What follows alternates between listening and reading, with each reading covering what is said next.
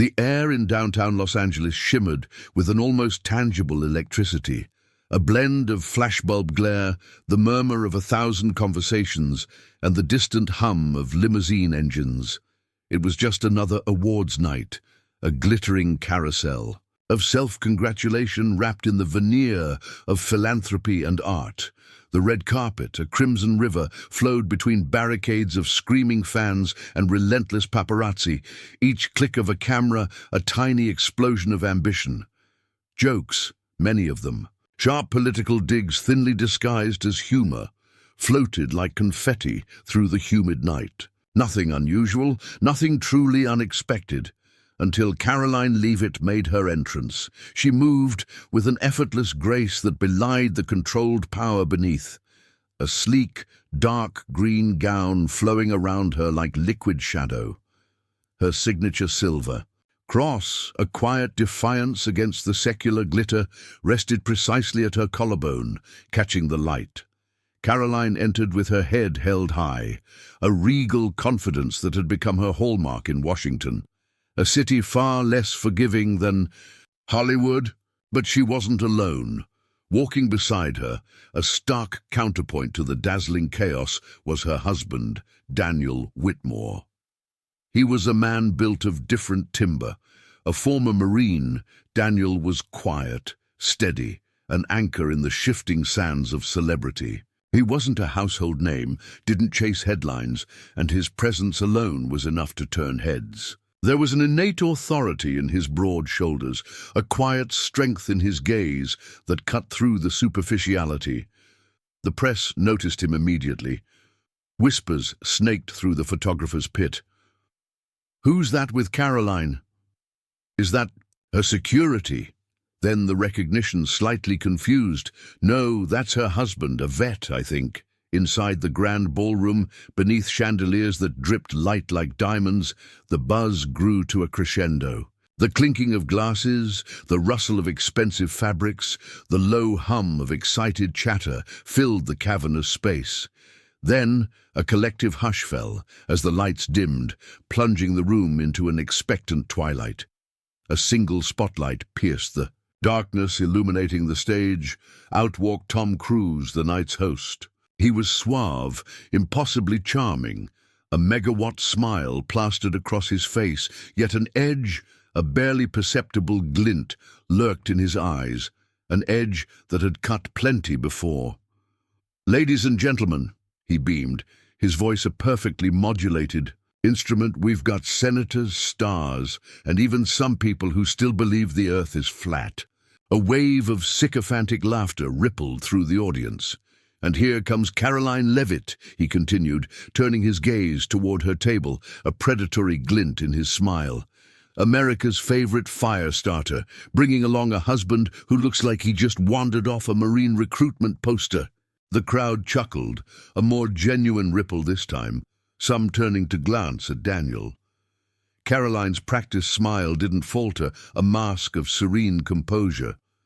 But at her side, Daniel's jaw subtly tensed. It was a minuscule tell, almost imperceptible, but for those who knew him it spoke volumes. Tom wasn't done.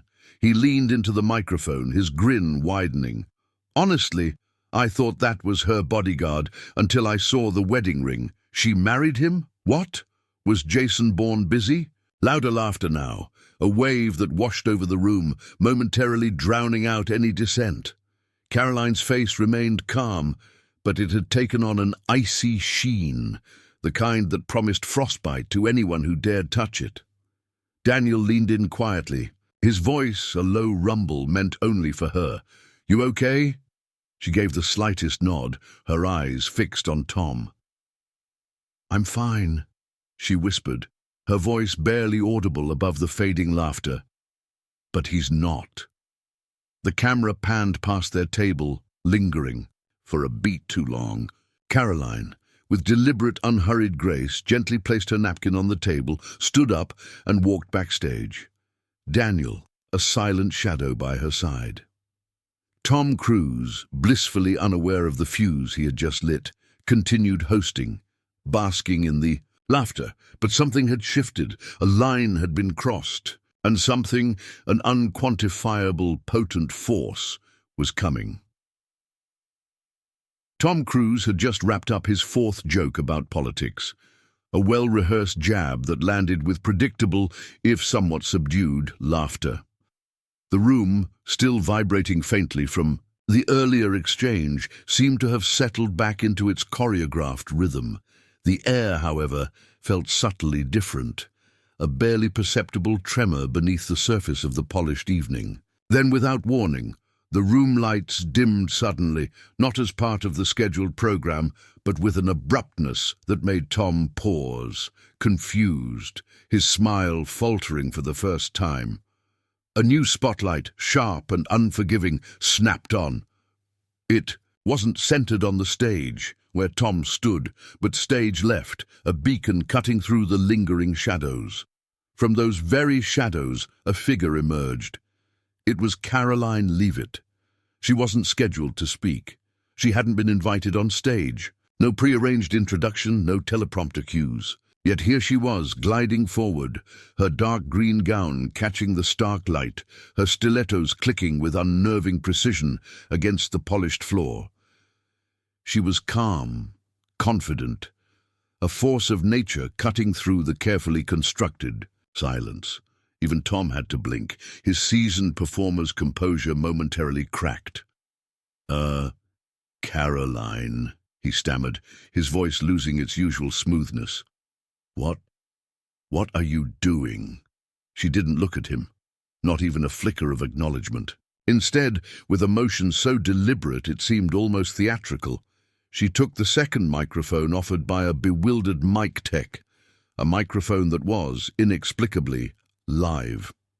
She turned her entire body to face the audience, her gaze sweeping. Across the rows of senators, stars, and industry titans, a nervous, almost giddy laughter rippled through the front rows. This was uncharted territory. "Since Tom brought me into the conversation," Caroline began, her voice clear and resonant, filling the enormous space without a hint of strain, "I figured I should respond." The nervous laughter died, replaced by an attentive silence. "You know," she continued, her tone conversational but with an underlying steel, "it's easy to stand up here and mock people who don't live in your world. It's easy to dismiss what you don't understand." Her eyes, for a fleeting moment, flickered towards Tom, whose confident smile had now completely vanished. "But Tom didn't just mock me tonight. He mocked my husband." A collective breath seemed to be held across the ballroom. The room tensed, the earlier frivolous atmosphere evaporating like mist. "A man who spent 10 years in the Marines," she continued, her voice gaining a quiet intensity. "A man who faced real danger, not stunts and cameras. A man who sacrificed years of his life, not for applause, but for duty. Even the A-listers, accustomed to their own insulated world, stopped sipping champagne. Their carefully constructed masks of indifference slipped, revealing genuine surprise, even discomfort." Caroline kept going, unyielding. "When I walked in here tonight, I knew I wasn't your kind of guest. I don't come from Hollywood. I come from service, from discipline, from people who believe that respect isn't a punchline." She glanced briefly at Tom again, whose face was now a study in bewildered indignation. "And as for the joke," she said, her voice dropping slightly, the edge of an amused disdain creeping in, "if you're going to make fun of my husband, at least try to be original, comparing him to Jason Bourne. That's cute, but trust me, Jason, Bourne would have lost to this man in a second." That got a reaction, not polite chuckles, but genuine roaring cheers, whistles, and even a few standing ovations from a scattering of veterans in the back rows, whose presence suddenly felt like a powerful, unspoken endorsement. Caroline let the applause settle, allowing the full weight of her words to sink in. Then she dropped the final line, delivered with devastating simplicity. "Tom," she stated, her gaze now fixed directly on him, "I don't need to be a movie star. To command a stage, I just need to tell the truth. And with that, she turned, walked off the stage with the same calm confidence with which she had arrived, leaving the single spotlight flickering behind her, a stark reminder of the unexpected truth that had just been unleashed. Backstage, Daniel waited by the curtain, a faint, almost imperceptible smirk playing on his lips. "That was something," he said quietly. Caroline smiled, a genuine, unfettered smile that reached her eyes. "Finally," she replied. "That was just the beginning." Backstage, Tom Cruise paced like a lion in a shrinking cage. His usual composure, carefully cultivated over decades in the spotlight, was shattered. Producers whispered urgently into his earpiece, their voices tinny and anxious. "Let it go, Tom. Just move on with the script. It's just one moment." But he wasn't wired that way. Caroline's impromptu speech had landed like a direct right hook, not just to his ego, but to his carefully constructed narrative of control. And now, out there, cameras were rolling, capturing every ripple of this unprecedented disruption. Social media was already ablaze, a digital wildfire spreading faster than any publicist could hope to contain. Clips of her, quote, "I don't need to be a movie star to command a stage," were spreading like wildfire, igniting screens across the globe. Tom didn't care about the script. He wanted to win. He walked back out, adjusted his cuffs with a practiced flick, and forced a grin that didn't quite reach his eyes. "Well," he announced, his voice regaining some of its theatrical boom, though a subtle tremor undercut it, "I guess I just got a lecture from the First Lady of Fox News." Some in the audience managed an awkward laugh, a nervous titter that quickly died. Others just watched, their faces a mixture of curiosity and apprehension. "But hey, let's be honest," he pressed on, his voice taking on a familiar, slightly sneering cadence. "If I had $1 for every time a conservative told me they were offended, I'd be richer than I already am." A few scattered claps, mostly. Tension filled the silence. Tom, misreading the room entirely, pushed harder, aiming for the jugular. "Look, I respect the troops, but let's not confuse being married to a Marine with knowing everything about leadership. There's a difference between experience and ego." Oof. The air in the ballroom went heavy, thick with unspoken judgment. Even his own table, usually a bastion of loyal supporters, froze. It wasn't because the remark was bold, it was because it was dumb. It was a cheap shot, aimed with the precision of a dart, but missing the board entirely. Backstage, Daniel had been quiet since Caroline's departure from the stage. Still was, but now, as Tom's words echoed, Daniel stepped forward. "You good with me walking in there?" he asked Caroline, his voice low, steady, and utterly devoid of emotion. She didn't answer. She just stepped aside, her silence a profound, unshakable assent. Seconds later, the heavy double doors to the stage creaked open again. This time, it wasn't Caroline. It was him, Daniel Whitmore. 6'2", broad shoulders, a quiet intensity radiating from him like heat. There was no rush in his stride, no frantic apology in his bearing, just presence. He walked straight down the center aisle, his eyes fixed on the stage, the audience turning in slow motion to follow his unwavering progress. Tom Cruise, still, basking in the residual awkwardness of his own misfired joke, looked up, blinked, and then his eyes widened in a flicker of genuine surprise, quickly masked by a confused frown. "Can I say something?" Daniel asked, his voice calm, steady, cutting through the stunned silence like a honed blade. The mic tech, still visibly shocked from Caroline's earlier appearance, simply handed him a live one, almost mechanically.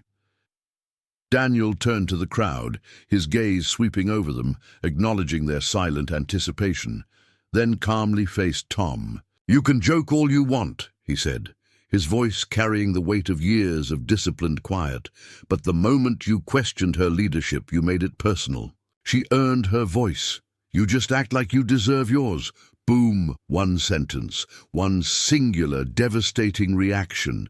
The entire front row gasped, a collective, audible intake of breath. Tom was speechless, his perfectly sculpted features momentarily frozen in disbelieving shock. Daniel nodded once, a terse, definitive gesture, handed the mic back to the bewildered tech, and walked out. Not another word.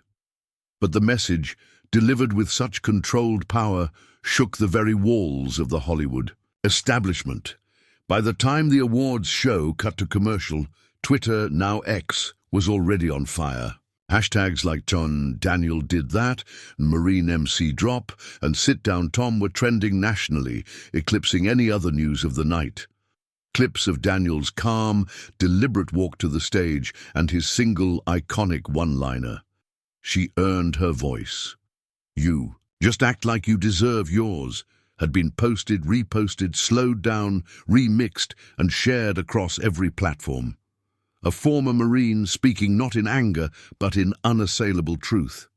And people listened. Fox News ran a segment within the hour. Caroline Levit's husband shocks Hollywood with silent strength. But it wasn't just the conservative outlets. CNN's Kyron read, "Veteran confronts Tom Cruise. You just act like you deserve it." Even late-night hosts like Stephen Colbert and Jimmy Kimmel, normally allies of Cruise, hesitated to defend him. Why? Because it didn't look like a joke anymore. It looked like a powerful man punching down and a courageous couple standing up. The next morning, Caroline's inbox exploded. It wasn't just a surge, it was a detonation. Supporters, veterans, groups, college students and journalists from every corner of the ideological spectrum flooded her digital space. Some had never written to her before, had perhaps even been critical of her in the past, but now their messages all converged on the same profound realization: you didn't have to yell, you didn't have to fight dirty, you brought a man of honor to a room of ego, and the truth spoke for itself. The sentiment echoed, a rising tide of affirmation for their quiet defiance. Daniel, meanwhile, didn't even check his phone. The digital maelstrom swirling around his name seemed entirely irrelevant to him. He was in the kitchen, brewing coffee, the rich aroma filling their quiet home like it was just another morning. Caroline, still in her robe, a slight smile playing on her lips, looked over at him. "You know," she mused, a hint of awe in her voice, "you kind of blew up the internet last night." Daniel merely smirked, stirring his coffee. "I didn't do anything but say the truth." She raised an eyebrow, a knowing glint in her eyes. That's exactly why it worked. Back in Los Angeles, the reality was starkly different. Tom Cruise sat in his sprawling home office, the screen of his massive television, a cruel mirror reflecting the unfolding disaster. Every clip, every reaction, every trending hashtag hammered at his carefully constructed image. His name wasn't trending for a movie. He was trending for being put in his place, for being publicly humbled by a former Marine and his eloquent wife. "That man is dangerous," he muttered, his voice a low growl, his eyes fixed on Daniel's calm face in a looped clip. He wasn't talking about Daniel's military background or physical prowess. He was talking about influence, about a quiet authenticity that wielded more power than any blockbuster. Tom Cruise's team scrambled, a frantic swarm of publicists, agents, and interns. A full-blown crisis had erupted overnight. Interns, their faces pale with exhaustion, were combing social media, flagging the worst clips, trying to bury the most damning memes. Publicists were on the phone with Vanity Fair and GQ, pitching exclusive interviews, desperately trying to steer the narrative back into the channels of damage control. "We can frame it as humor gone wrong," one aide suggested, wringing their hands. "Or call it a misunderstanding," another offered, trying to sound hopeful. Tom stared at them, his eyes unblinking cold. "Number one rule," he hissed, his voice lethal, "we don't apologize." The room fell silent, the air suddenly heavy with the unspoken truth that deep down, Tom knew he was losing something far more valuable than screen time or a lawsuit: control. Meanwhile, across the country in Washington, D.C., Caroline was at the press podium, her usual Tuesday briefing underway. She didn't bring up the awards show, she didn't mention Tom Cruise, but the press predictably did. A CNN reporter raised her hand, her expression eager. "Ms. Levit, any comment on last night's viral moment?" Caroline smiled, cool and collected, her silver cross gleaming. "I think what my husband said spoke louder than anything I could have added. He wasn't defending me. He was defending respect." Boom. That line alone hit 1 million views by noon, a new viral wave building. Then came the invites, Fox News, CBS Morning, even the Today Show. They all wanted Caroline and Daniel together. America had seen celebrity couples fight for attention, for brand deals, for tabloid space. But this couple, they were fighting for each other, for a principle. Backstage at Fox, just before the cameras rolled for their first major interview, Caroline turned to Daniel. "You sure about this?" He shrugged, a comfortable, steady motion. "Not a fan of the spotlight," he admitted, "but if it helps shut down. Guys like Cruise count me in." That night the interview aired, millions tuned in. And when Daniel, with his quiet, unwavering dignity, said it wasn't about defending her honor, but about reminding people that not everyone with a mic deserves to use it, Twitter lit up again. People called them the modern political power couple, a fusion of toughness and calm, belief and backbone. And Tom, he watched it all from a hotel room, his expression tight, a muscle ticking in his jaw. He picked up his phone, his fingers finally dialing his lawyer. The manila envelope arrived by courier 2 days later. No label, no logo, just wait. Caroline opened it at her White House press office desk, Daniel sitting nearby, sipping a coffee. Inside, a thick legal document. At the top, in stark, formal lettering, "Notice of Defamation Concern, Thomas Cruise, I-4." It was official. Tom Cruise had just threatened to sue. The language was slick, crafted by expensive lawyers, but sharp. The comments made by Ms. Levit and Mr. Whitmore, it read, "have caused reputational damage. Failure to issue a public apology may result in legal action." Caroline let out a slow breath, a faint, almost imperceptible smile spreading across her lips, not with fear, but with a sudden, intense focus. Daniel raised an eyebrow, his gaze steady on her face. "He's really going there?" "Yeah," she replied, her smile widening ever so slightly. He picked the wrong opponent. That night, Caroline didn't go on TV. She didn't post a fiery tweet. Instead, she opened an old, encrypted file folder saved on a flash drive. It had one name, stark and simple: Gibson 19. She plugged it into her laptop and typed in a 10-digit password. Daniel watched from across the room, his quiet curiosity piqued. "You're opening that?" Caroline nodded, her eyes gleaming with a newfound purpose. "If Tom wants a public war," she said, her voice soft but resolute, "I'll give him a public record." Inside the folder were emails, screenshots, a meticulous timeline.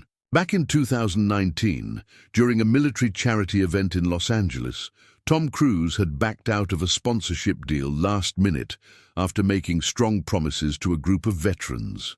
Caroline, then a junior congressional aide, had witnessed it firsthand. She had documented it quietly, comprehensively. At the time, it hadn't been her battle to fight, but now, "This isn't about revenge," she whispered, her gaze fixed on the glowing screen. "It's about pattern. He humiliates people, dismisses service, then hides behind image." By morning, Caroline had her team draft a statement.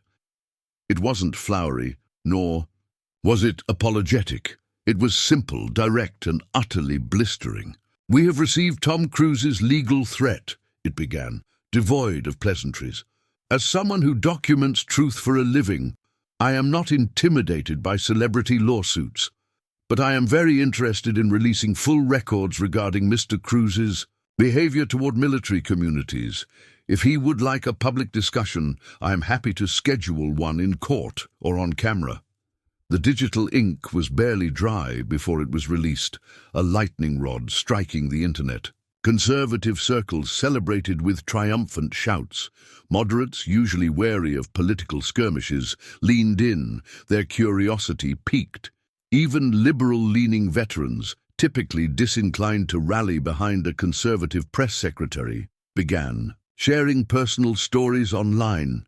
"I was there in 19, one wrote on a forum. "Caroline isn't lying. He ghosted our charity the day of the event. We were humiliated.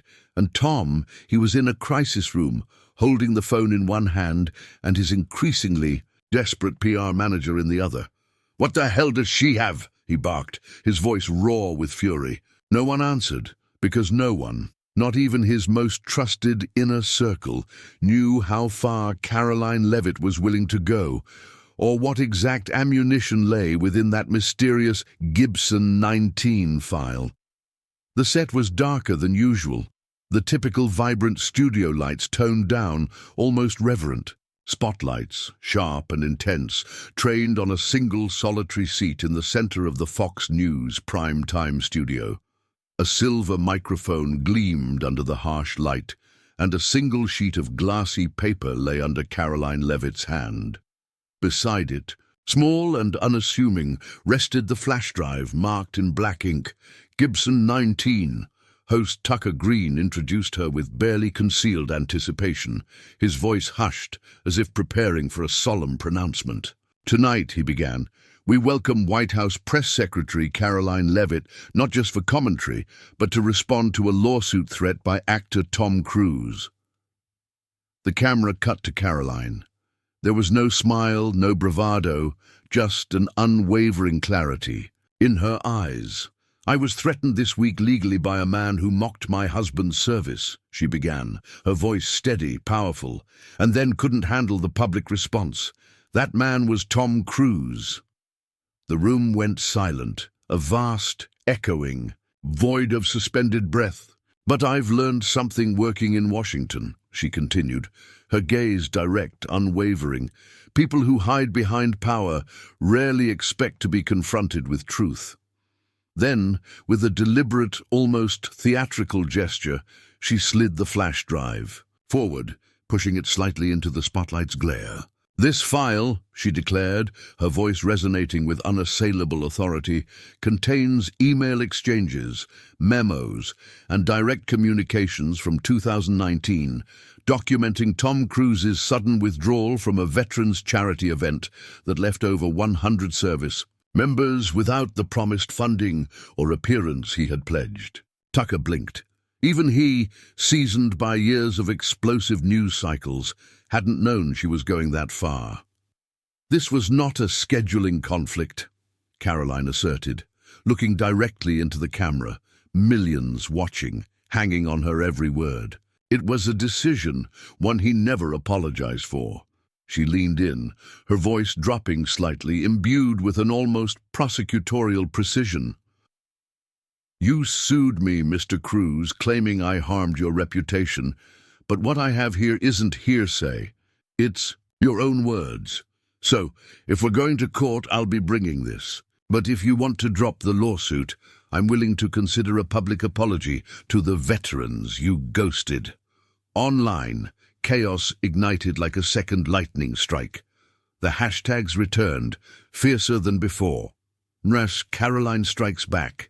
Russ Gibson file. Wash honor over Hollywood. On Reddit, veterans posted photos from the 2019 event. Half-empty chairs, confused families, faces etched with disappointment. One wrote, "My dad waited all day for Cruise. We were told he'd show." Caroline's telling the truth. CNN couldn't ignore it. Neither could NBC, and Tom, he stayed quiet. Too quiet. His lawyer refused interviews. His publicist declined comment. And on his own X account, radio silence. Daniel leaned over at home, watching the broadcast on his laptop. "He's not going to say a word, is he?" Caroline shook her head, a knowing glint in her eye. He already said enough on paper. The shockwaves from Caroline's on-air revelation didn't stop at political circles. Hollywood, glittering, guarded, and famously silent when its own were called out, shook. The Gibson 19 file was real. Several studio insiders, emboldened by the truth, leaked internal memos from that year, confirming Tom's cancellation wasn't due to scheduling, but to branding concerns over the charity's conservative affiliations. "Too rural, too red," read one damning line from a cruise team assistant. The story exploded. Headlines shifted from tabloid gossip to a full-blown reputational reckoning, but no one expected what came next. Enter Keanu Reeves. Quiet, respected, a man who kept to himself until now. He took to X with a rare, concise statement. "I was invited to the same 2019 Veterans event. I attended." Tom didn't. "I saw the disappointment on those faces. Caroline Levit spoke the truth. And veterans deserve better than being forgotten for optics." Boom. The tweet hit 5 million views in hours. Hollywood reporters gasped. Keanu Reeves had just broken the code, calling out a fellow A-lister to defend Caroline Levit. Within hours, others followed suit. An A-list actor anonymously told Variety, "We've all seen Cruise skip out on things when it doesn't benefit his brand. Caroline just had the receipts." A prominent producer tweeted, "The arrogance of mocking a Marine's family, then trying to sue them. Caroline had every right to clap back." A liberal columnist on Substack wrote, "You don't have to like her politics to see what's right." Tom lost this battle the moment he made it personal. Meanwhile, Caroline stayed silent. No gloating, no retweeting. When asked by reporters if she saw Keanu's statement, she simply said, "That took courage. I respect it deeply." Tom Cruise's team grew frantic. "We need a counter-narrative," his publicist pleaded. "No," Tom growled, his eyes dark. "We need this to die." But it was too late. Even late-night comics, once friendly, joked nervously. Tom Cruise challenged a Marine's wife and got knocked out by a flash drive. Daniel, watching quietly from their kitchen, smiled faintly. "Did you ever think Keanu Reeves would back you up?" Caroline smirked. "I was hoping Clint Eastwood, but I'll take it." It began quietly. An anonymous article, seemingly innocuous, appeared on a small, obscure gossip blog. Its headline hinted at scandal. "Is Caroline Levit really the patriot she claims to be?" The piece was vague, steeped in innuendo, making shadowy references to alleged staff mistreatment, whispers of internal White House conflict, and claims that she shamelessly exploited her husband's military service to boost her own image. New sources, new documents, the article claimed, but it had Tom Cruise's fingerprints all over it, invisible yet undeniably present. By noon, 4 more blogs, seemingly unconnected, had picked it up, amplifying the whispers. By evening, a trending hashtag appeared, a dark echo of earlier triumphs. Levit lies. But this time, the public, seasoned by the recent drama, didn't buy it. Caroline wasn't shocked. She knew how the machine worked. When you couldn't win on stage, you pulled strings in the dark, orchestrating smear campaigns from the shadows. Daniel handed her the phone, his brow furrowed with concern. "You want to respond to this?" She shook her head, a knowing glint in her eye. "No, not yet. I want him to think it's working." What Tom didn't know, what his frantic team couldn't fathom, was that Caroline had already prepared for this exact move weeks ago. She had seen it happen to others. The anonymous leaks, the reputation sabotage, the character assassination disguised as journalism. So, she had built her firewall early, meticulously. Employee satisfaction surveys, glowing staff exit interviews, Genuine video clips of veterans she'd helped over the years, content never publicized until now, kept in reserve for exactly this kind of low blow. She compiled it all into one devastating package, aptly named Truth Over Spin, and with a single, perfectly timed click, she dropped it all in a powerful post on X. "Some people fight in the open," she wrote, her words echoing across the digital realm. "Others fight in the shadows. I prefer receipts. Here are mine." Attached was a 2-minute video montage. It began with heartfelt moments, veterans hugging her at events, their faces etched with gratitude. Staffers, speaking directly to the camera, praised her leadership, her integrity, her unwavering dedication. Then, a retired general, his voice booming with authority, delivered a definitive statement. "Caroline Levit shows more honor in her pinky than most in an entire career." It hit 10 million views in less than 6 hours. And just like that, with the undeniable force of authentic truth, Levit lies turned into Levit leads. Even Keanu Reeves, ever the quiet champion of integrity, reposted it with 3 simple words. "This is integrity." Tom Cruise's inner circle panicked. His lawyer, his voice a tight wire, stepped in. "She's building a legal fortress. We can't go on with the lawsuit." His PR representative, slumped in their chair, added, "She's not just fighting back, she's winning hearts. You've made her bigger." Tom stared at the screen, watching her video loop again and again, the testament to her character mocking him with every play. He was once the star that made America believe in heroes. But now, America had a new one, and she didn't need a box office. Tom Cruise never made a public statement. No retraction, no apology, no press conference, just silence. 2 days after Caroline's video went viral, his legal team quietly dropped the defamation threat. No fanfare, no comment. It was over. But for Caroline Levit, it wasn't enough to win quietly. She had one more thing to say. At the annual Veterans Honor Summit in Virginia, where military families, retired generals, and countless volunteers gathered under one flag, Caroline stepped onto the podium. She wore a crisp navy blue blazer, the silver cross on her neck gleaming under the fall sun, a beacon of her quiet faith. The crowd fell silent, expectant. Some anticipated a victory speech, a final jab at Hollywood, a triumphant blow. But Caroline gave them something else entirely. "A few weeks ago," she began, her voice resonating with deep conviction, "someone with power mocked the man I love. Not just his service, but the values that define him. And when we stood up, we weren't fighting for politics or applause." She paused, her gaze sweeping across the faces in the audience. "We were fighting for what too many people in this country are too afraid to defend. Honor, faith, respect." The applause was thunderous, a genuine roar of approval, but she raised her hand gently, asking for quiet. "This isn't about Tom Cruise," she clarified, her voice dropping to a more intimate tone. "It never was. This is about every family who's been belittled for what they believe, every wife who's been told she's too loud or too patriotic, every veteran who's been forgotten when the cameras stop rolling. I didn't win this because I had more followers. I won this because I refused to be silent."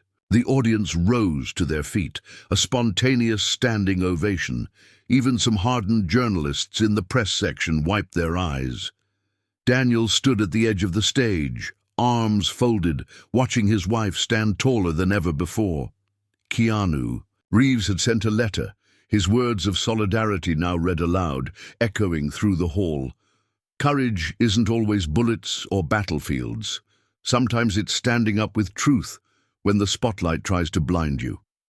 That night, major outlets ran headlines not about Tom, but about Caroline's message. "Caroline Levit ends the fight with grace and power. From lawsuit to leadership, how one press secretary outshined Hollywood. Not just a voice for Trump, a voice for millions." Back home, Caroline placed the now famous flash drive back in a drawer not as a trophy, but as a reminder. "I didn't win this because I'm perfect," she said to Daniel, her hand resting on his arm. "I won because I stood when others sat. Some people think fame protects you, but today we saw that truth speaks louder to Hollywood's loudest voices." Caroline didn't just fight back, she rewrote the script. If this story shook you, imagine what's coming next.